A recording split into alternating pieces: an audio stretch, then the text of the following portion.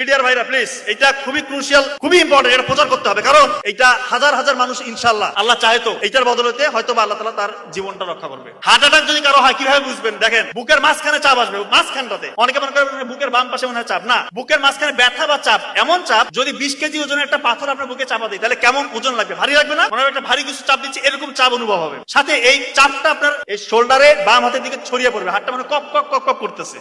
আপনার ওই সময় ঘাম ছুটবে, সাথে শ্বাসকষ্ট হবে এবং আপনার বই ভাব আসতে পারে এবং মৃত্যুর ভয়।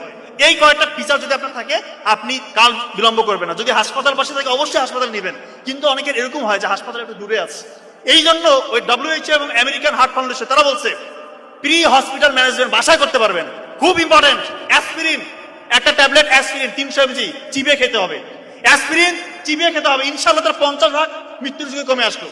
নাইট্রোগ্লিসারিন একটা হচ্ছে স্প্রে পাওয়া যায়, নাইট্রোগ্লিসারিন মার্কেটে বিভিন্ন নামে আছে, ওইটা জিহ্বার নিচে 2 চাপ দিতে হবে।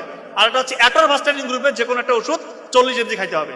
আল্লাহ চাহে তো তার মৃত্যুর ঝুঁকি ইনশাআল্লাহ আপনি 70-80% বাসার মধ্যে কমাই দিলেন, এরপর দ্রুত হাসপাতালে নিয়ে যান। মিডিয়ার ভাইরা প্লিজ, এটা খুবই ক্রুশিয়াল, খুবই ইম্পর্টেন্ট, এটা প্রচার করতে হবে। কারণ এটা হাজার হাজার মানুষ ইনশাআল্লাহ আল্লাহ চাহে তো এটার বদলতে হয়তো বা আল্লাহ তাআলা তার জীবনটা রক্ষা করবে। হার্ট অ্যাটাক যদি কারো হয় কিভাবে বুঝবেন? দেখেন, বুকের মাঝখানে চাপ আসবে, মাঝখানটাতে। অনেকে মনে করেন বুকের বাম পাশে মনে হয় চাপ, না, বুকের মাঝখানে ব্যথা বা চাপ, এমন চাপ যদি 20 কেজি ওজনের একটা পাথর আপনার বুকে চাপা দেয় তাহলে কেমন ওজন লাগবে? ভারী লাগবে না? মনে হয় একটা ভারী কিছু চাপ দিচ্ছে, এরকম চাপ অনুভব হবে। সাথে এই চাপটা আপনার এই শোল্ডারে বাম হাতের দিকে ছড়িয়ে পড়বে, হাতটা মানে কপ কপ কপ কপ করতেছে। আপনার ওই সময় ঘাম ছুটবে, সাথে শ্বাসকষ্ট হবে এবং আপনার বই ভাব আসতে পারে এবং মৃত্যুর ভয়। এই কয়েকটা ফিচার যদি আপনার থাকে, আপনি কাল বিলম্ব করবেন না। যদি হাসপাতাল পাশে থাকে অবশ্যই হাসপাতাল নেবেন, কিন্তু অনেকের এরকম হয় যে হাসপাতাল একটু দূরে আছে। এই জন্য ওই WHO এবং আমেরিকান হার্ট ফাউন্ডেশন তারা বলছে প্রি হসপিটাল ম্যানেজমেন্ট বাসায় করতে পারবেন।